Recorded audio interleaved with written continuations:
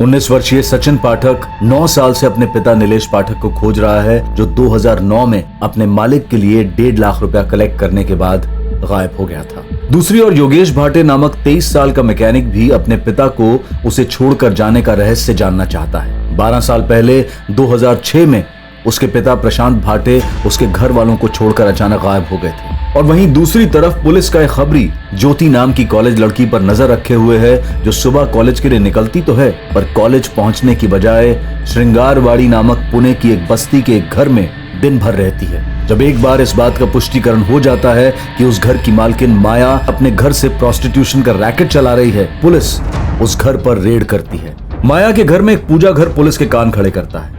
उन्हें पूरा आभास होता है कि उस कमरे में कोई और संदेहजनक गतिविधि हो रही थी। इस छापे के तुरंत बाद माया का दलाल पुरुषोत्तम माया के तथाकथित प्रेमी विनोद दोषी को इत्तला करता है और अंडरग्राउंड हो जाता है। माया के सारे पड़ोसी दावा करते हैं कि वो किसी किस्म का जादू टोना वगैरह करती है। अब पुलिस को एक लीड मिलती है जब उन्हें मोहल्ले की पुरानी रहवासी दुर्गा काकी द्वारा पता चलता है कि माया ने झूठ कहा था कि वो विधवा है। दरअसल सालों पहले उसका पति उसे छोड़कर चला गया था और उसका पति और कोई नहीं बल्कि प्रशांत भाटे है और माया के 2 बेटे हैं, जगदीश और योगेश। इतने में माया का मुलाजिम पुरुषोत्तम पुलिस से संपर्क साधता है और वो पुलिस को कोई जरूरी जानकारी देना चाहता है। अब आगे एक ठोस अंदेशा था, संदेह था कि माया भाटे के घर में प्रोस्टिट्यूशन के अलावा कोई अमानवीय गतिविधि भी चल रही थी। अब पुलिस को खबर मिली थी कि माया का एक कत्ल से भी संबंध है और खबर देने वाला था उसका अपना दाहिना हाथ, उसका दलाल पुरुषोत्तम, जो कि मांग कर रहा था कि उसे इस केस से बाहर रखा जाए। क्या था यह मर्डर केस और कौन था पीड़ित? पर मर्डर किसका हुआ? पुरुषोत्तम को गारंटी चाहिए कि उसका इस केस में नाम नहीं आएगा। उसने बोला है कि वापस फोन करेगा। वैसे मैंने मेरे बंदे लगा रखे हैं उसकी तलाश में। सर, इस माया के दोनों बेटे योगेश और जगदीश हमारे पास हैं। सर, हो सकता है इन दोनों बेटों को कुछ पता, पर हमसे छुपा रहे हैं। जगदीश दादा, आपने कैसे मान लिया कि बाबा हमें ऐसे ही छोड़ के चले गए? मुझे तो बचपन में भी यकीन नहीं था और अब भी नहीं है। तू 9 साल का था और मैं 14 साल का, तो बचपन से तेरा था यार। तुझे लगता है बाबा ने मुझे कुछ अलग से कहा इसलिए मुझे यकीन हो गया? जितना तुझे पता है उतना मुझे पता है। जब उतना ही पता तो कैसे यकीन कर लिया कि बाबा हमें छोड़ के चले गए? जो आई ने बोला मैंने मान लिया, बस। मुझे इस केस के बारे में और भी जानकारी चाहिए। किसका मर्डर हुआ था, कब मर्डर हुआ था? पुरुषोत्तम अगर ये बोल रहा है कि उस पूजा वाले रूम में कुछ नहीं है, मतलब जरूर उस रूम में कुछ ना कुछ है। ये हमारा ध्यान भटकाया जा रहा है। मुझे स्ट्रांगली लग रहा है उस पूजा वाले रूम और इस मर्डर के बीच कोई ना कोई कनेक्शन जरूर है। सर, माया उस कमरे को हमेशा बंद रखती थी। कहीं ऐसा तो नहीं कि उस कमरे के अंदर कोई डेड बॉडी दफन हो? खान, तुम और तावड़े उस पूजा वाले रूम का दोबारा से पोस्टमार्टम करो। पद्मा, माया के दोनों बेटों को टैग करो, बात करो उनसे। गया, मुझे किसी भी सूरत में माया का वो लवर विनोद जोशी चाहिए। और पुरुषोत्तम को बोल कि हम उसे सरकारी गवाह बना लेंगे, कोई चार्ज भी नहीं लगाएंगे उससे। लेकिन शर्त यही है, उस मर्डर की मुझे पूरी जानकारी चाहिए। चल, साहब ने बुलाया है। सुन, मेरा ये लॉकअप में दम घुटता है, तो मैडम के लिए एसी लगवा दे। एक पैकेट अगरबत्ती का बंदोबस्त कर दे। रे शानी, ना कोई होटल का कमरा है और ना मैं रूम सर्विस वाली हूँ। चल चुपचाप। माया, ऐसा भी क्या दफन है उस कमरे के अंदर जिसकी वजह से तुम इतना डरी हुई हो?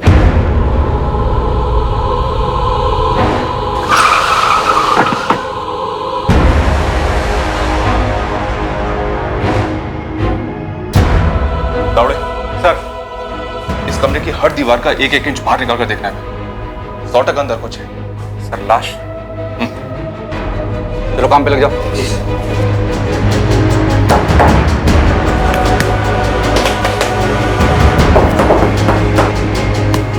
इसकी लाश है उस कमरे में। साहब, मैं बोली ना आपको, मैं उधर से पूजा करती है। पूजा पूजा भक्ति से की जाती है माया, तुम डर की वजह से पूजा करती हो। किस चीज का डर है? किसको मार डाला तुमने जिसका डर तुम्हें ये सता रहा है कि वो कहीं भूत बन के तुम्हारे सामने ना आ जाए?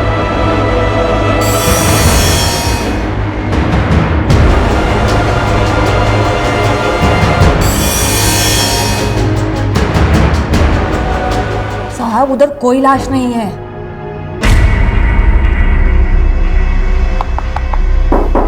एक मिनट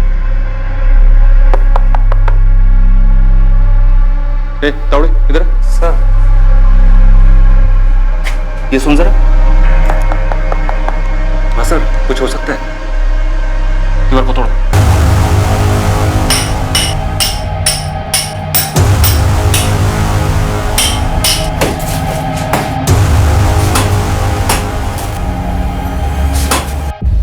योगेश भागा नहीं है मैडम, बस थोड़ा परेशान है। ठीक है, लेकिन है कहाँ पर? फोन नहीं उठा रहा है, गैराज भी नहीं जा रहा है, घर पर भी नहीं है। क्यों?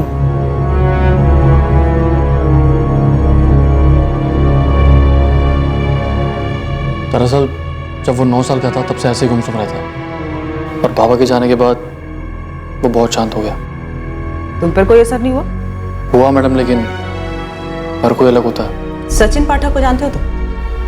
नहीं, कौन है? तुम्हारे छोटे भाई योगेश जैसा ही है, गुमसुम, परेशान। और अजीब बात पता है क्या है? उसके बाबा भी कई सालों पहले ऐसे ही गायब हुए थे। नीलेश पाठक नाम है। ये नाम कभी सुना है? नहीं मैडम, ये नाम कभी नहीं सुना। सचिन पाठक या नीलेश पाठक, इत्तेफाक भी तो हो सकता है ना मैडम। कितने लोग यूं ही गायब हो जाते हैं इस दुनिया में। ये बात भी है। अच्छा जगदीश, एक बात बताओ, तुम्हारी माँ माया ने किसका मर्डर किया था? ये क्या बोल रही हैं आप? 3 साल पहले तुमने घर छोड़ा, ऐसा तुम्हारी माँ माया ने बताया। हाँ तो? उसके बाद तुम्हारे छोटे भाई योगेश ने घर छोड़ा। जी, लेकिन क्या तुम दोनों भाई जानते थे ना उस घर में कुछ चल रहा है? मैडम, हमें तो बस आई के वही धंधे से दिक्कत थी, उसके अलावा हमें कुछ नहीं पता। वैसे जब बाबा हमारे साथ थे तब भी ये सब करती थी। तुम्हारे बाबा भी इन सब में शामिल थे? ये आदमी विनोद जोशी, ये पता नहीं आई की जिंदगी में कहां से आ गया, लेकिन जब से आया ना मैडम, पैसा बरसने लगा। जगदीश, वो आई। सुन रहे बाड़ा? घंटे भर के लिए बाहर जाके खेल। पर क्यों आई? आई बोल रही है ना, जा बाहर जा।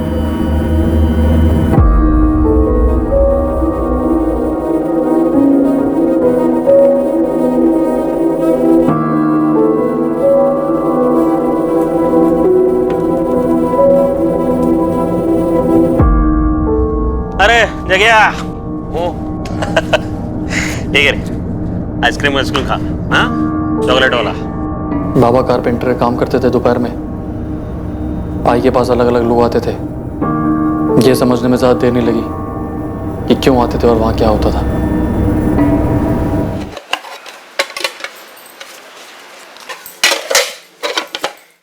ये ले जगदीश, योगेश को भी लेके जाना, जो मन करे वो खरीदना।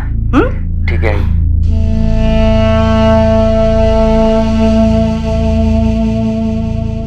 हम बच्चे थे, नई नई चीजें खरीदना अच्छा लगता था।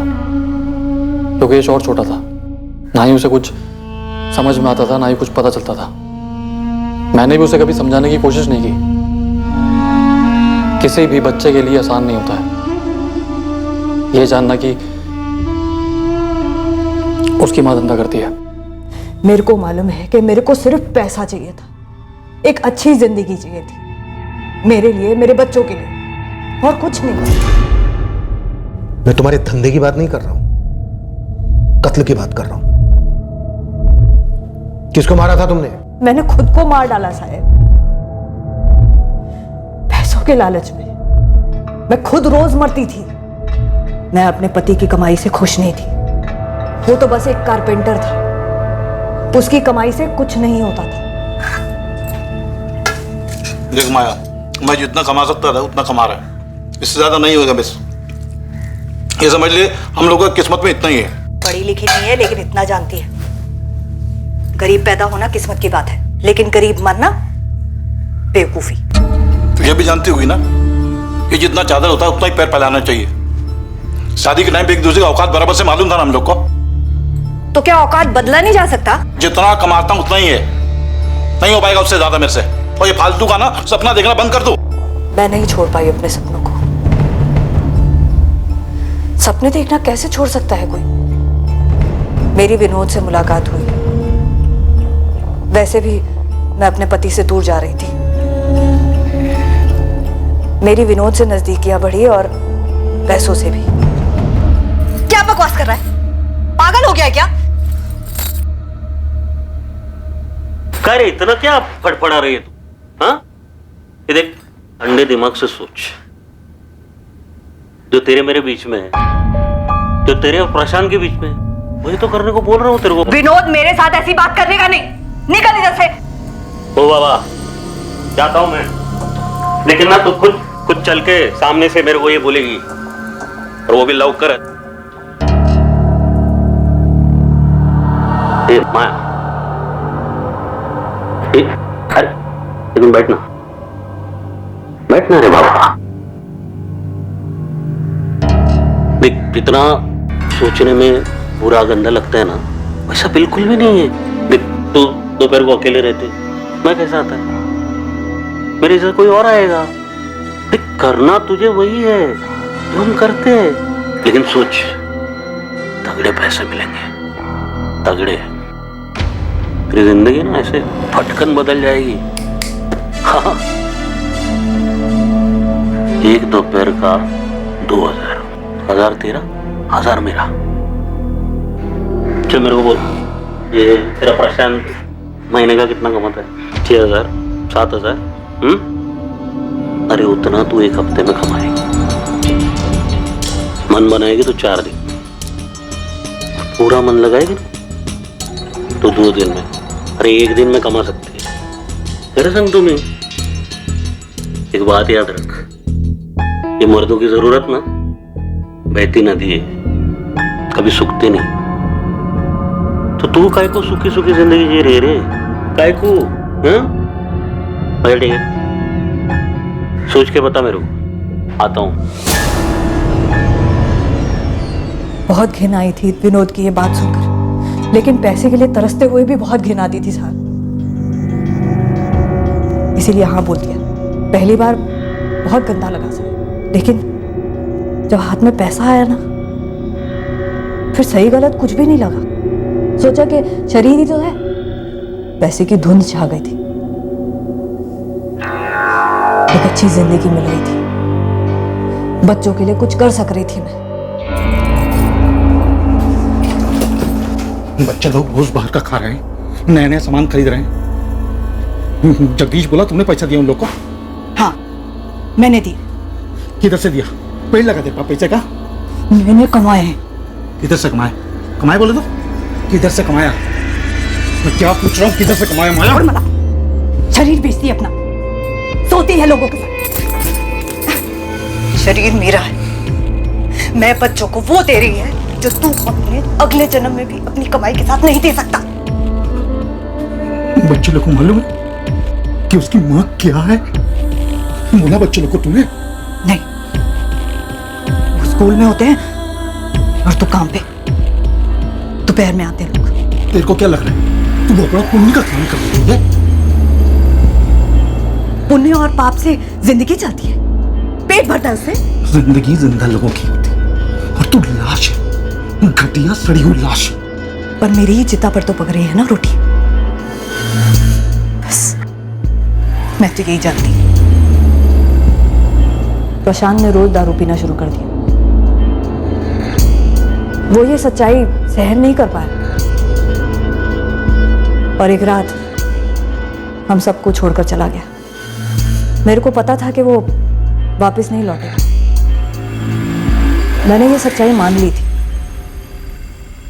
मैंने प्रशांत से कभी झूठ नहीं बोला और आप लोगों से भी नहीं बोल रही है सर। मैं सच बोल रही है, मैंने कोई खून वून नहीं किया है।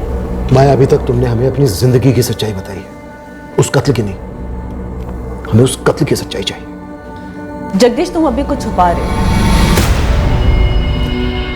मुझे मालूम है कि तुम जानते हो कि तुम्हारी माँ ने किसका कत्ल किया। किसी का नहीं। तो फिर उस बंद दरवाजे के पीछे, जिसे तुम्हारी माँ पूजा का कमरा कहती थी, किसकी लाश दफन है? किसी की भी लाश नहीं हुआ।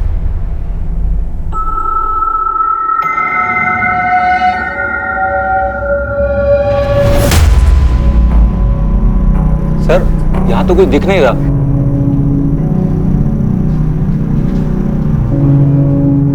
तो फिर है कहां?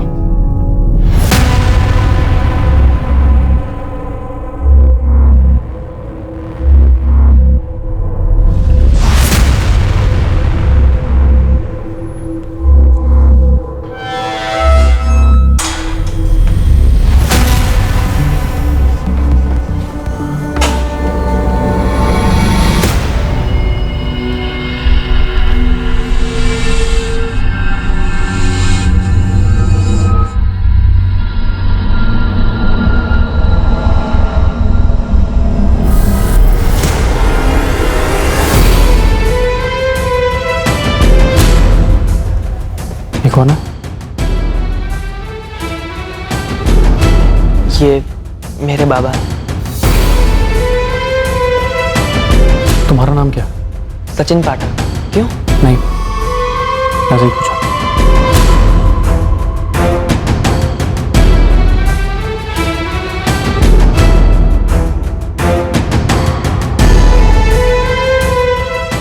सचिन पाठक को जानते हो तुम?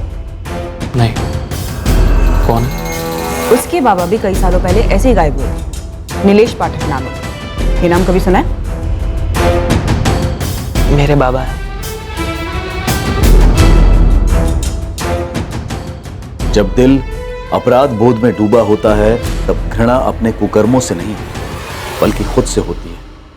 माया के घर में कुछ छुपा जरूर था जो पुलिस के हाथ नहीं लगा था, लेकिन वहां जो था उसके बारे में कई लोग जानते थे और अच्छी तरह से जानते थे। एक अजीब इत्तेफाक कहिए, एक एक्सीडेंट कहिए या नियति का लिखा कहिए, जो भी कहिए, पर इस आम से दिखने वाले एक अवैध कोठे पर हुई इस साधारण सी रेड की वजह से कई असाधारण सच्चाइयां उभरने वाली थीं जो कि सालों से खामोशी के कफन में दफन थी।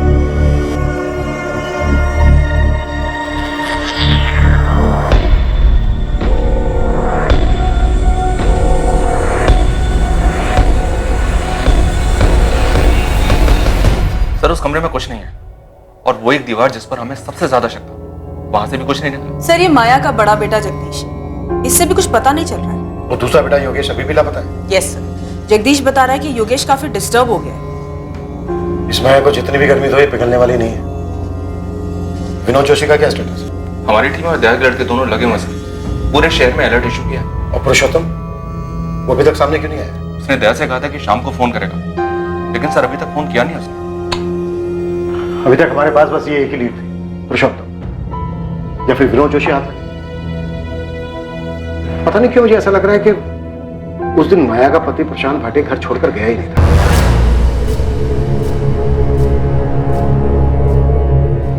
12 साल हो गए, 12 साल से लेकर आज तक उसकी कोई खबर नहीं।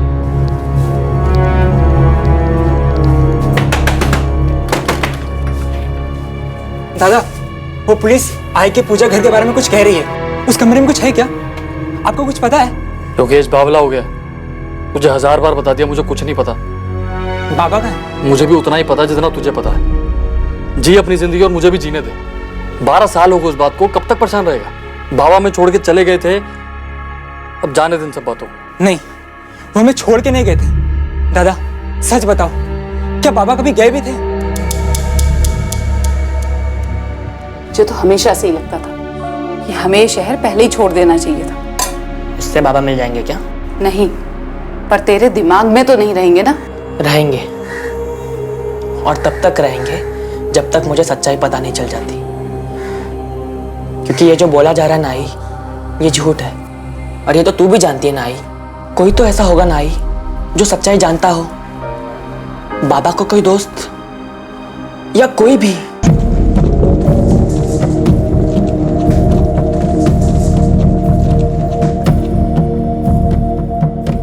योगेश बाबा हमें खुद छोड़ के चले गए थे, वो है कहीं? ये सब तेरे दिमाग का वहम है। कोई वहम नहीं है, मुझे अब पक्का यकीन है कि आई ने ना बाबा को मार डाला, और उस कमरे में ना जरूर कुछ है। उस कमरे में कुछ नहीं है। तू एक काम कर, उस कमरे में ढूंढ, पूरे घर में ढूंढ, पूरी दुनिया में ढूंढ, लेकिन दोबारा मेरे पास दुखड़ा लेकर मत आइयो। वैसे जिंदगी खराब है, तू जा यार।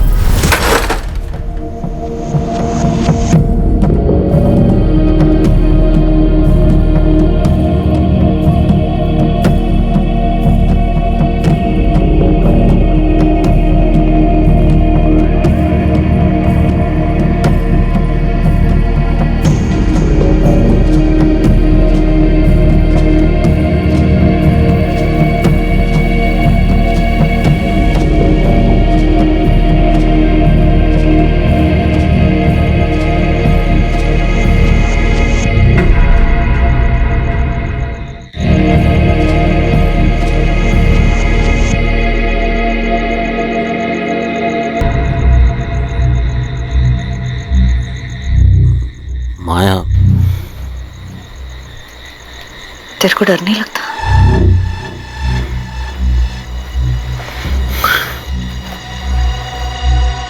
नहीं, और तू भी डरना छोड़ दे माया।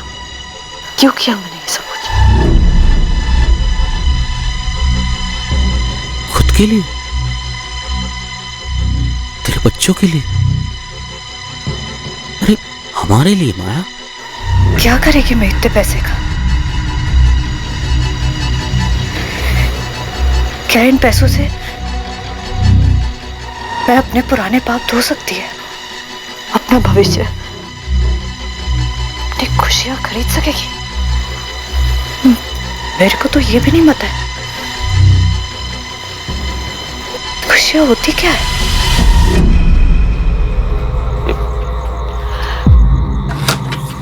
माया,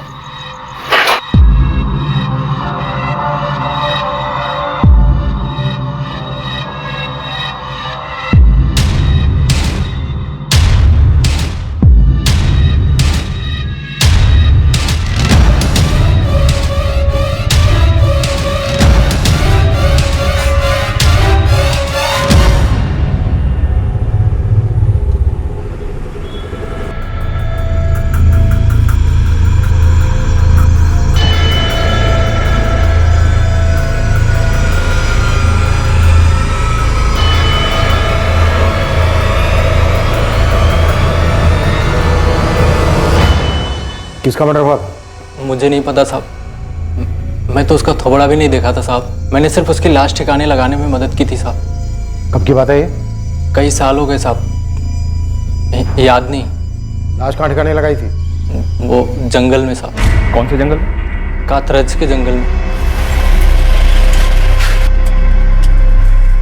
मैं उन दिनों विनोद भाऊ का टेम्पो चलाता था। एक रात को उन्होंने मुझे माया ताई के घर बुलाया। भाऊ?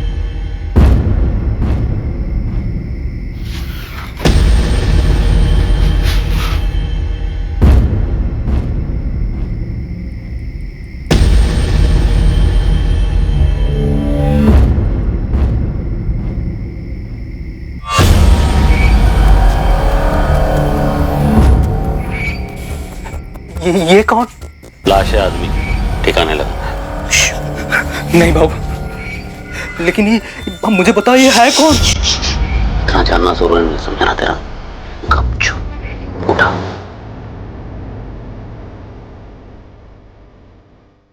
उसी रात हम उस लाश को कातरज के जंगल में ले गए।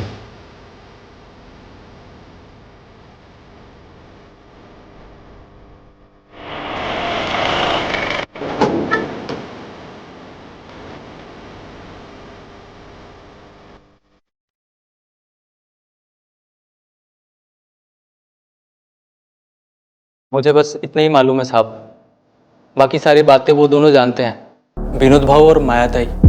मर्डर किसका हुआ है अगर यही नहीं पता चला तो तेरी टिप खोटी है ना, कोई मतलब नहीं है उसका। जगदीश जानता है साहब। क्या जानता है जगदीश? वो जानता है मर्डर हुआ था, तो ये भी जानता होगा किसका हुआ था। लेकिन भाऊ मुझे बताइए ये है कौन? ये सब कैसे हुआ? बहुत पूछने लगा बे तू, हाँ? इतना जानना जरूरी नहीं, समझा ना तेरा। गपचुप उठा।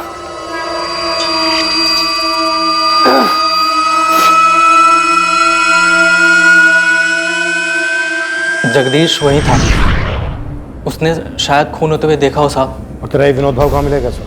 पूर्वी लॉज। हो सकता है पुरुषोत्तम झूठ बोल रहा हूँ, फिर भी एक चांस लेते। पूर्वी लॉज से विनोद को उठाओ और कातरज पुलिस से बात करो। मैं जगदीश और माया इनसे दोबारा बात करता हूँ। खान इतना तो पक्का है कि उस घर का कुछ ना कुछ अतीत है, काला अतीत।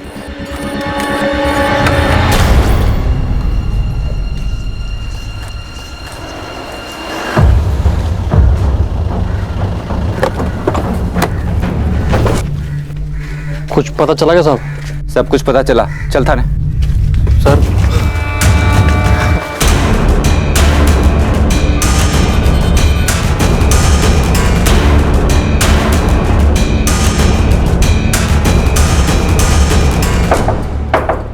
Room service.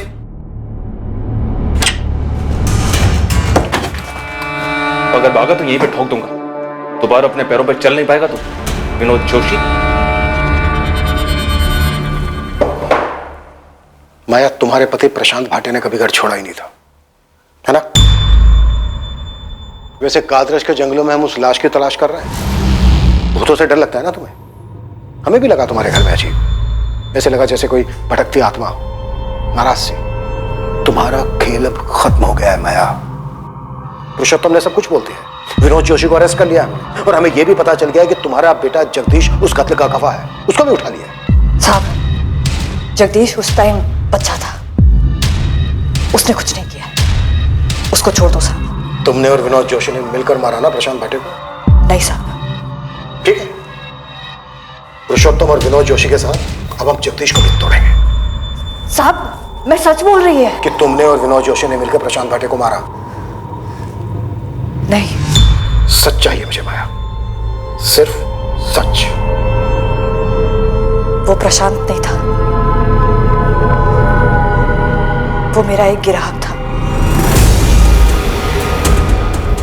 उसका नाम मेरे को नहीं मालूम। देख विनोद जोशी, माया एक औरत है, इसलिए अभी तक हमने सख्ती दिखाई नहीं उसके साथ, लेकिन तेरा नसीब ऐसा नहीं होगा, समझा? मैंने कुछ नहीं किया साहब, सच बता रहा हूं मैं। ये जो भी कुनमुन जो भी हुआ है आप बता रहे वो सब पूरा का पूरा माया ने किया। अच्छा, प्रॉफिट आधा आधा करेगा, लेकिन जुर्म पूरा का पूरा उसके सर पे डालेगा? नहीं, मैं सही बता रहा हूँ साहब, मैं उस आदमी को जानता तक नहीं था, तो मारूंगा क्यों? पुरुषोत्तम ने बताया कि तू भी उनके साथ था। तूने देखा था वो? खून होते भी देखा था। कौन था वो आदमी? प्रशांत भाटे, तेरा बाप? नाम नहीं मालूम, लेकिन वो चेहरा मैं कभी भूल नहीं सकता। मैडम बता रही थी कि कोई सचिन पाठक है जो अपने बाप को ढूंढ रहा है। उसके बारे में क्यों पूछ रहा था? जिसको मारा गया था वो वही था।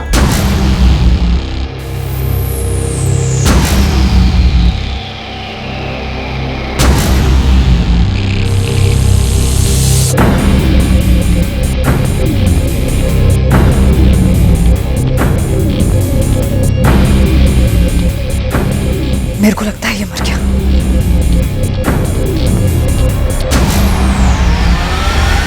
वो आदमी सचिन का बाप नीलेश पाठक था? नाम नहीं मालूम। तो तुझे कैसे पता वो सचिन का बाप था? सचिन के हाथ में उसके बाप की तस्वीर देखी थी, वही चेहरा जो रोज रात को मैं ना चाहते हुए भी देखता हूं। मेरी आई भी देखती होगी। इस पैसों के लालच ने पहले मेरे को मारा,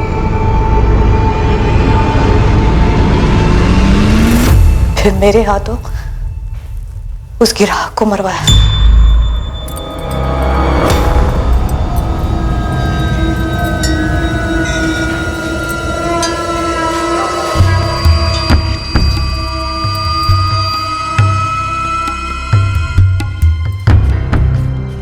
ओहो, क्या बात है बाबू, बैंक वैंक लूट कर आए हो क्या? हाँ। अरे तो फिर तो बोनस वोनस बनता है ना, इतने टाइम से लुटा रही है तेरे पे। 5,000 तो निकाल उस बंडल से। 2,000 भी तेरे औकात के हिसाब से बहुत है। औकात की बात करता है? औकात? अब तो मैं 5,000 ही लेगी। देख, छोड़। क्या कर रही तू? छोड़। साली, क्या साली?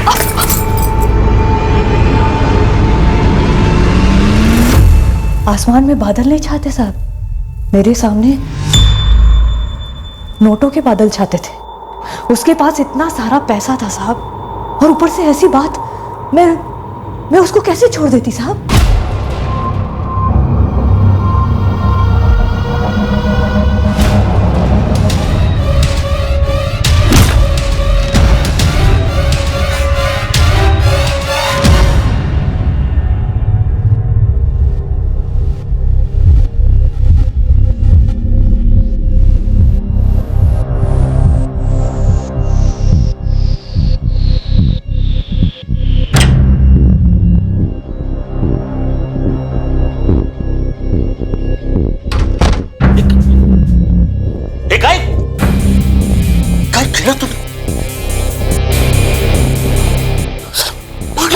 नोटों की गड्डी लेकर घूम रहा था साला। जरा से पैसे ज्यादा क्या मांग लिए, औकात दिखाने लगा।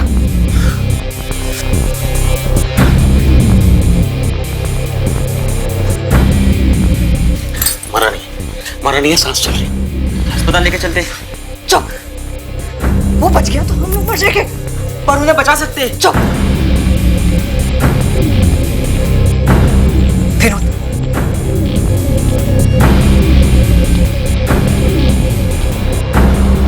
नहीं आई, ये क्या कर रही हो?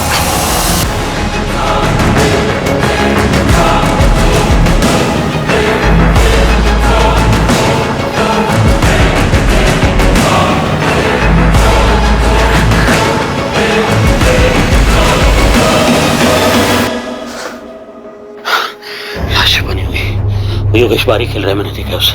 कभी भी आ सकता है वो। अभी छुपाते हैं, रात को ठिकाने लगाएंगे। चले जगह, ये जगह संभाल अपने आप को। देख, तुझे तेरी आई की मदद करनी है, समझ लगा है? ये खून साफ करना है, समझ लेना। आई की मदद करे इसे। योगेश घर आया उस दिन, उसे कुछ मालूम नहीं था। फिर रात को पुरुषोत्तम आया, वो लोग लाश को जंगल में ले गए। योगेश तब सो रहा था। बहुत पछतावा होता है साहब, डर, घिन सब आती है, लेकिन समझ नहीं आता साहब कि वो नोटों को देख के क्या धुन सवार हो जाती है। सर, ये था वो आदमी जिसको इन्होंने मार डाला। तो नीलेश पाठक है क्या? सचिन का बाबा? हाँ सर, जगदीश को याद था ये चेहरा।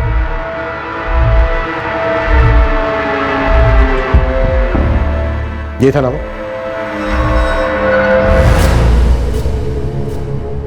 सचिन, तुम्हारे बाबा नीलेश पाठक अब इस दुनिया में नहीं है। क्या हुआ था उनके साथ? कत्ल हुआ था उनका। कत्ल? क्यों? किसने किया? क्यों किया? तुम्हारे बाबा एक कोठे पर जाते थे, शंगारवाड़ी। कोठा? हाँ, माया भाटे नाम है उसका। उसने और उसके साथीदार ने तुम्हारे बाबा का मर्डर कर दिया था।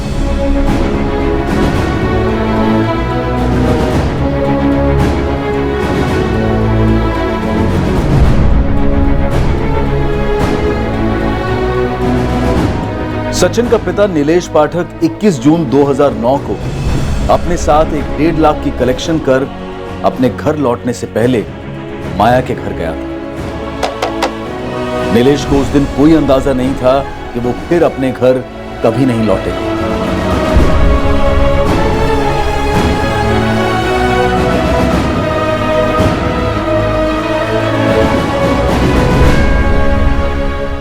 जुलाई 2009।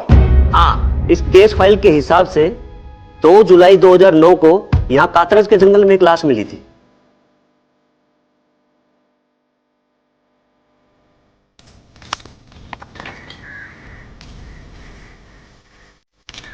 शरीर पे कोई कपड़े नहीं थे, दूसरी कोई आइडेंटिफिकेशन भी नहीं थी।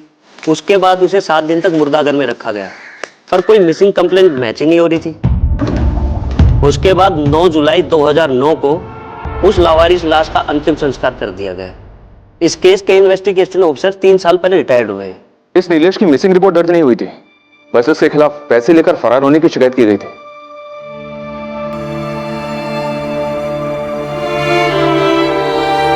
बाबा चोर नहीं थे,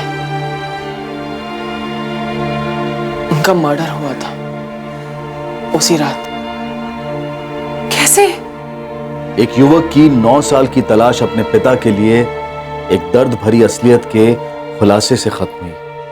पुलिस का इंट्यूशन कहिए, अंदेशा कहिए, लेकिन उस पूजा घर को लेकर संदेह की वजह से पुलिस सचिन के पिता नीलेश पाठक की हकीकत जान पाई, और वो भी पूरे 9 साल के बाद।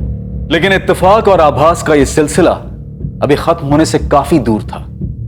गड़े मुर्दे और भी थे। नीलेश के मर्डर के वक्त जगदीश नाबालिग था, पर जुर्म में तो शामिल था। नीलेश का हमें बर्थ सर्टिफिकेट निकलवाना होगा, उसकी एज के साथ रिपोर्ट फाइल करनी होगी। कोर्ट को डिसाइड करने दो। और सर वो कमरा? हाँ, वो कमरा। सर अभी भी लगता है कुछ अधूरा है, कुछ बाकी है जिसका पता लगाना है। ये पुरुषोत्तम पूरी बात नहीं बोल रहा है। और तुम लोगों को तो वहां कोई लाश नहीं मिली।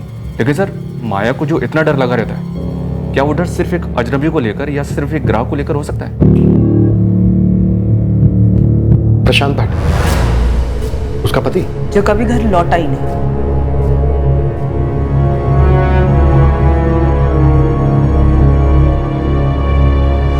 मुझे मेरे भाई जगदीश से मिलना है। तू था कहाँ इतने दिन? तेरा फोन भी बंद था। है कहाँ वो? आई ने किसी को मार डाला था। आपको इतने साल से मालूम था? मेरे सामने ही हुआ था योगेश। अब ये नहीं कहना कि तुम्हें नहीं मालूम कि बाबा कहाँ है। दादा, अरे अब तो सच बोल दो।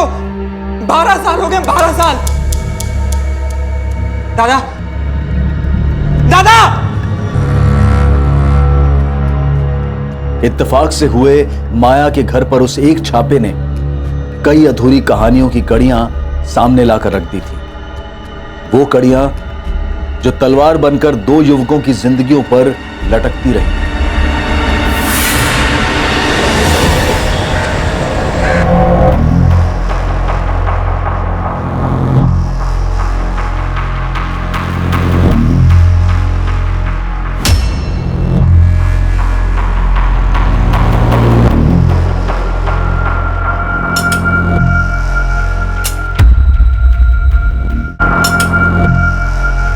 आखिरकार योगेश का बड़ा भाई जगदीश टूटा। वो उस राज को अपने अंदर और नहीं रख पाया जिसने सालों से उसे और उसके जमीर को बंदी बना रखा था।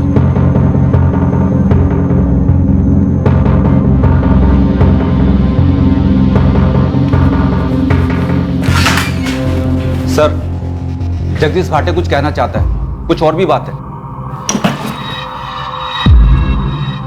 नीलेश पाठक के अलावा मेरी आई ने किसी और का भी कत्ल किया था सर। तुम्हारे पिता का?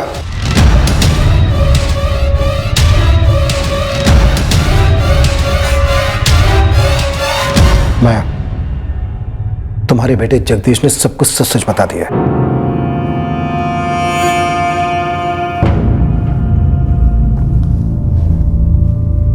अच्छा है साहब। साहब, क्या सच बोलने से, कबूल करने से दर्द कम होता है क्या? हो सकता है, लेकिन जुर्म कम नहीं होता। तो सच यही है साहब कि जगदीश और योगेश का बाप मेरा पति प्रशांत उस रात घर छोड़कर चला गया था। मेरे को नहीं मालूम था कि वो वापस आ जाएगा। तो कौन होती मैंने पूछने वाली? तेरे क्या लगा मैं क्या कभी लौट के नहीं आया क्या? तेरा हाथ भी लोग जो साला दिन में आता था अभी रात को भी आने लगा क्या इधर?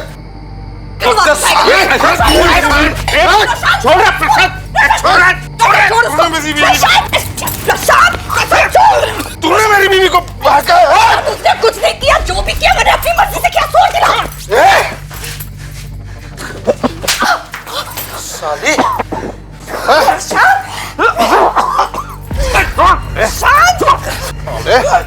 पिंडे साले छोड़ साले।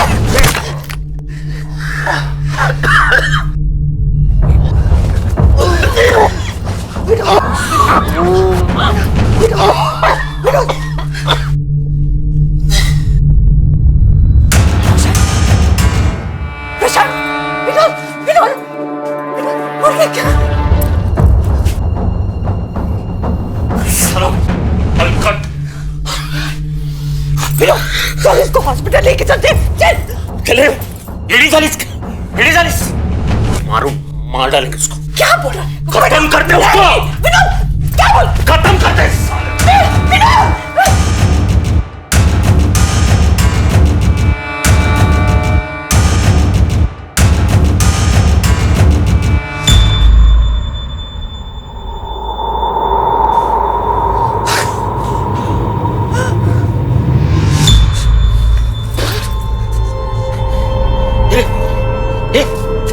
ए माया, माया बकरी बकरी माझे समोर बकरी। माया तेरी बला टल गई रे तेरी बला। इसका जाना नक्की था। तेरी जिंदगी अभी पूरी की पूरी तेरी, ये घर भी। हाँ संभाल।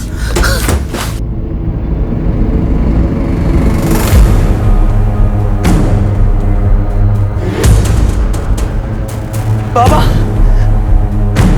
जगह जगह जगह जगह बड़ा करना पड़ा। तेरे बाबा कसम है, तू किसी को नहीं बोलेगा ना? योगेश को कुछ नहीं बता, कुछ भी नहीं बोला उसको? नहीं बोलेगा ना?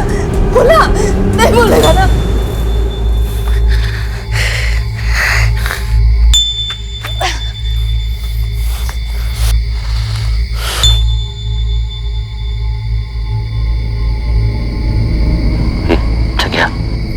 मदद करनी होगी तुझे। गड्ढा खोदना है।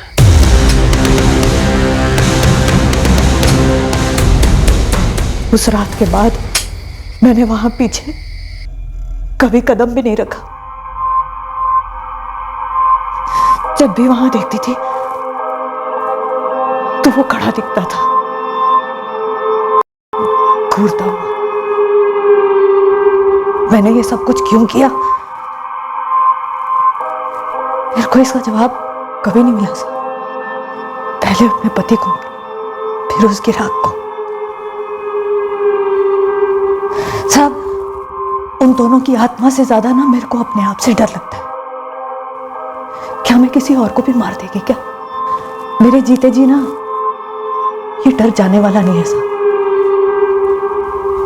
ये मेरे को मालूम पड़ गया।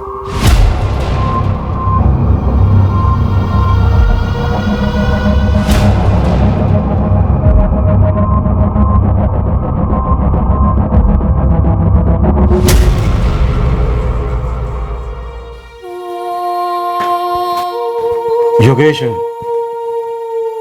स्केलेटन के सैंपल से जो डीएनए लिया गया वो तुम्हारे और तुम्हारे भाई जगदीश के डीएनए से मैच हो गया है। वो कंकाल तुम्हारे पिता प्रशांत भाटे का ही है।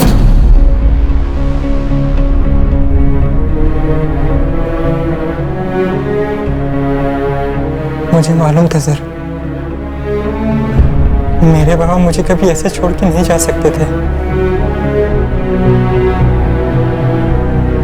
जगदीश पर लगे चार्जेस में इस बात का ध्यान रखा गया था कि दोनों मर्डर्स के वक्त वो नाबालिग था। विनोद जोशी और माया भाटे पर आईपीसी की धारा 302 का चार्ज लगाया गया है। 2006 में प्रशांत भाटे के कत्ल के लिए और 2009 में नीलेश पाठक के कत्ल के लिए। साथ ही दोनों पर आईपीसी की धारा 201 भी लागू की गई है, सबूतों को मिटाने के जुर्म।